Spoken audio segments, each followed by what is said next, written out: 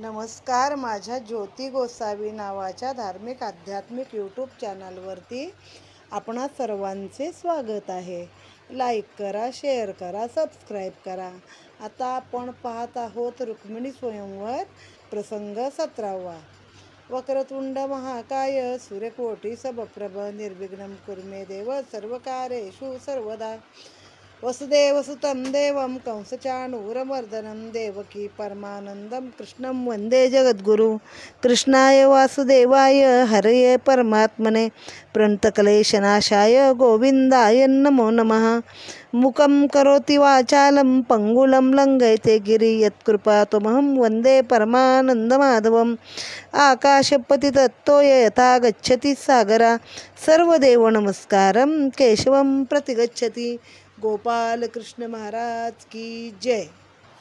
श्री गणेशाय नमः. श्रोते म्हणती नवल ऐकता याचे रसाळ बोल. अति अनुभव आणि सखोल येता ती डोल प्रेमाचे. मग म्हणती कवी पोषका थोर मिळविले सुखा. पार नाही आजीची या हरिका कथा सांगका निशंक. महाप्रसाद जी आता म्हणून चरणी ठेविला माथा. कोणी नाचविले कृष्णनाथा नवरी नाचविता कोण झाला. दोही पक्षींच्या दोघा जना कास घालून आले रंगणा. सभा देखुनी दाविती खुणा कळा नाचणी दाविती. बोधे कृष्ण घेऊनी खांदी नाचत ऐक्यातले तिन्ही छंदी. चुकोने दी समान बुद्धी नाना छंदी नाचत. देहाभिमाने घेतली नोवरी दावित नाना छंद कुसरी. द्वंद्व ताला ते सावरी देतसे भोवरी भवस्वर्गी. बोध नाचत घेऊनी कृष्ण नोवरी घेऊनी देहाभिमान. आपुलाले पक्षी जाण दोघे जण नाचती. ओवाळूनी श्रीकृष्णासी अनंत मुद्रा याचकासी. देवने आभर केले त्यासी मागो आणि कसे विसरले. ओवाळणी चढे हाती चढे तो न पाहे आणि काकडे. वांती श्रीकृष्णाचे पवाडे मागणे त्यापुढे खुंटले. श्वेत पीत त्रिगुणवास वाळुनी सावकाश. त्याग करती कृष्णदास अति उल्हास सोहळियाचा. ओवाळणी नोवरीकडे अमित विषय सुख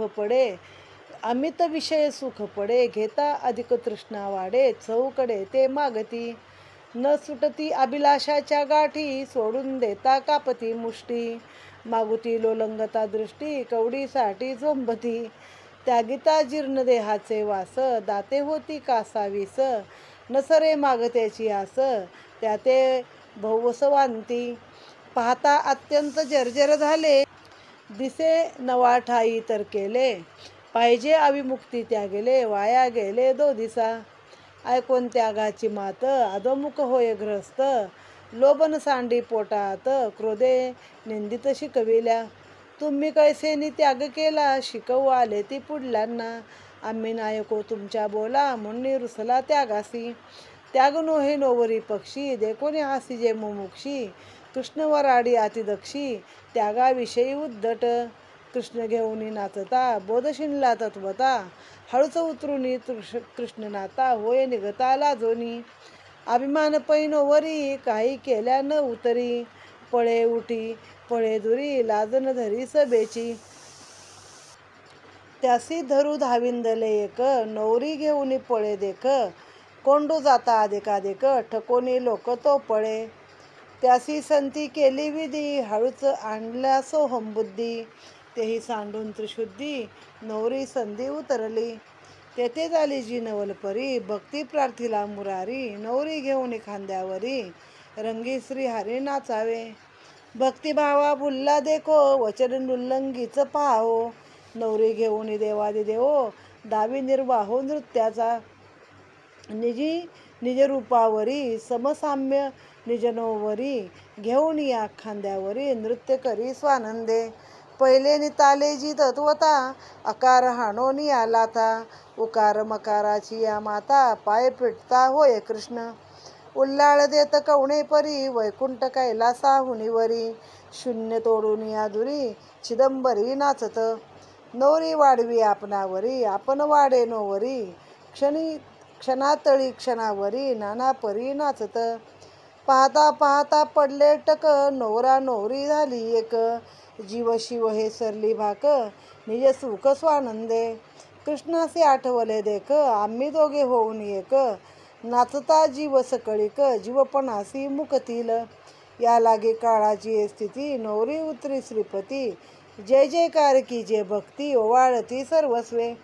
धेंडा नाचविली यावरी तळी आणली व बाहेरी पुष्पी फळी अतिसाजरी ज्ञानदीपे सोज्वळ.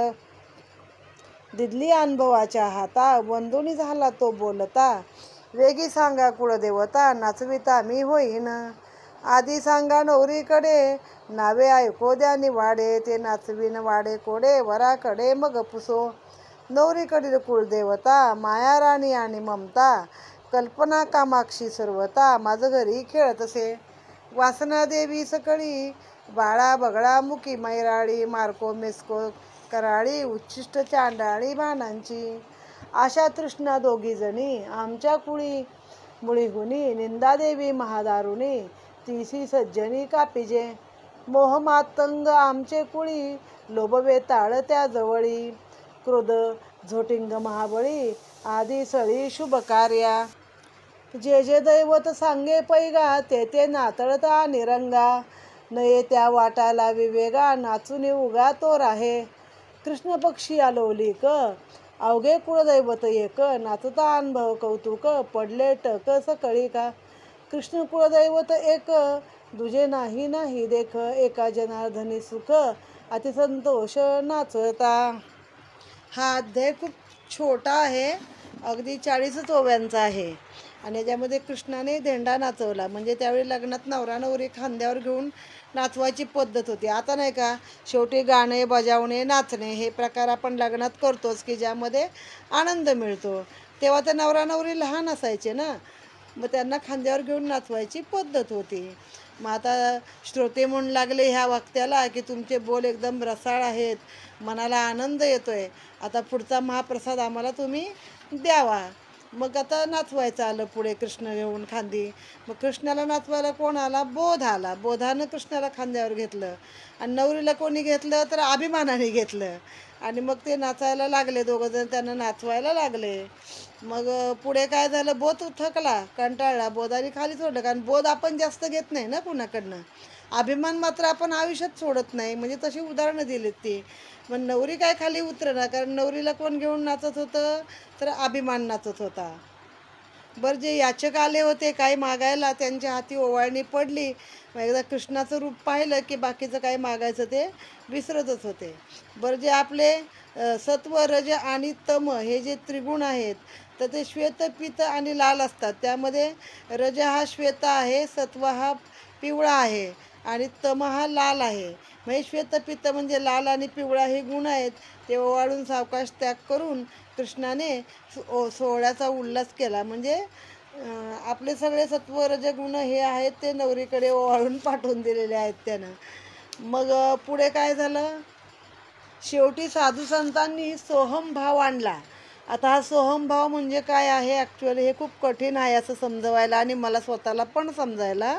की आपण जो श्वास घेतो आणि सोडतो बघा त्याला सोहम, बाहेर सोडताना हम, आत घेताना सोह. मग हे डोळे मिटून जर आपण शांत बसलं तर ही आपलं एक ध्यान लागतं. ध्यान ह्यालाच मेडिटेशन म्हणतात. तर असा जो सोहम भाव आहे की कुठेतरी आपलं ध्यान लागलेलं आहे, तो सोहम भाव त्यांनी आणला. मग त्याबरोबर ती नवरीला खाली सोडलेलं आहे. मग त्यांनी काय केलं, कृष्णालाच विनंती केली साधू संतांनी, आम्हाला बघायचे नवरीला खांद्यावर घेऊन तू नाच.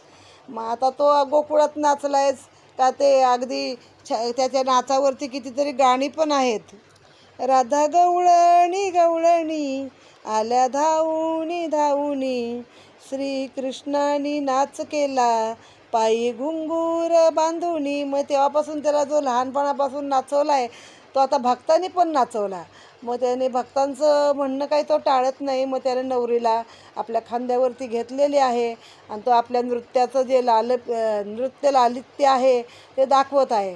मग तो कसा नाचतोय, आकार उकार आणि मकार हे जे आपलं ओमकार म्हणतो आपण, तर ह्या 3.5 मात्रा आहेत, अ उ म आणि तो मोठा म, आकार मुकार आणि मकार.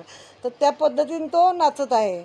मग कधी वैकुंठ, कधी कैलास, कधी आकाशात, चिदंबरी म्हणजे आकाशात, कधी तळी, म्हणजे तो आता कृष्णच आहे हो. त्याला काय सगळी सप्तपाताळ सगळं सगळं काय तो एका मिनिटामध्ये जाऊ शकतो. तर मग असं करून नंतर तर ते नवरा नवरी एक झाले, ते जीव आणि शिव आहेत. मग लोकांना आश्चर्य पडलं भक्तांना, कुठे आहे आता नवरी, कुठे आहे आणि नवरा वेगळा कुठे आहे. मग कृष्णाला परत लक्षात आलं की आपल्याला जर लोकांनी आपण जीव शिव जर एक झालो तर बाकीचे लोक जीवपणाला मुक्ती, कारण आपण जीव आहे आपण आणि तो शिव आहे. मग ते सगळे जीव शिव एक झाले तर आपला जीवपणा कुठे जाणार. म्हणून त्यानं ते सोडलं आणि आपल्या नवरीला खाली उतरवली. मग तिला परत बाहेर आणली दोघांनी. धेंडा नाचवला म्हणतात त्याला. तो धेंडा नाचवला. मग फळं पुष्प असं काही जे द्यायचं ते दिलं. ज्ञानदीप उजळले आणि अनुभवाच्या हातात दिले ते ज्ञानाचे दिवे आणि आता ओवाळा म्हणून सांगितलं. मग त्या ज्ञानाने विचारलं काय म्हणजे आता हे नाचवणे आपण गोंधळात कसे ते दिवटे नाचवतो आपल्या कुळदेवतेंचं नाव घेऊन, तसा प्रकार आहे. हे कुणाचे दिले, अनुभवाच्या हातात दिले. मग तो वंदन केलं आणि म्हणला तुमच्या कुलदेवतांची नावं सांगा म्हणजे मी तो नाचवतो धेंडा. मग आधी वराकडं पुसू लागला, नाही नाही म्हणे आधी नवरीकडची नावं सांगा. मग हे जे सारी क्षुद्र दैवत आहेत, म्हणजे आपल्यामध्ये उच्च दैवत आहेत आणि क्षुद्र दैवत आहेत. हे ब्रह्मा विष्णू महेश किंवा जे काही आपले देव आहेत ते उच्च दैवत आहेत. आणि आता ही नावं सांगितली बघा, मार्को, मेस्को, उच्चिष्ट, चांडाळी, तर ही सगळी तिच्याकडची दैवत आहे. नवरीकडची वासना देवी, बाळा बगळा, ही जी नावं वाचली मग अशी, तर ही सगळी क्षुद्र दैवत आहेत. मग त्याच्यामागे काय काय आलं, आशा, तृष्णा, कामना, वासना, ह्या सगळ्या आल्या की जे सोडत नाहीत तिला. माहेरचा मोहमाया सुटत नाही आहे नवऱ्याकडं जाण्यासाठी. मग क्रोध आहे, झोटिंग, महाबळी, हे सगळे शुभ कार्याला आलेले आहेत. म्हणजे जे दैवत सांगत तेवढे नाव घेऊन त्यांचं रंगा त्याला वाटेला लावून देत होता प्रत्येकाला. ने त्या वाटा लावी वेगा, नाचून उगा तोर आहे. मग कृष्णाचं झालं. आता तिच्याकडचे सगळे दैवत एक एक नाचवले आहेत. आता पुढच्या याच्यामध्ये कृष्णाचं कुलदैवत कोण, तर म्हणे कृष्णाविना दुसरं कोण कुलदैवतच नाही ना दुसरं, तर कृष्णच हा मोठा कुलदैवत आहे. तर मग त्याचा धेंडा परत नाचवला आहे.